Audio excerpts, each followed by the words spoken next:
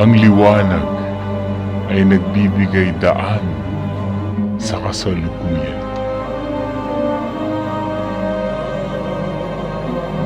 Ngunit, ang iba sa atin ay mas pinipili ang kadiliman. Teka, sama mo muna ako dito. Kasi Saan? sobrang gigil na ako eh. Ang dilim naman dito. Basta magtiwala ka lang, ha?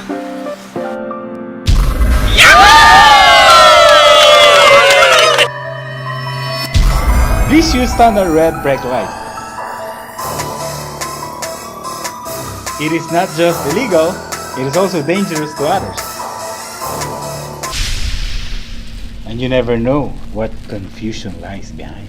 The message of concern brought to you by That Feel Weird and partnership with Black Essica Cycle Support. It's no words from the man upstairs. Maybe I'll say enough prayers. Tired of being broke, barely treading water, trying to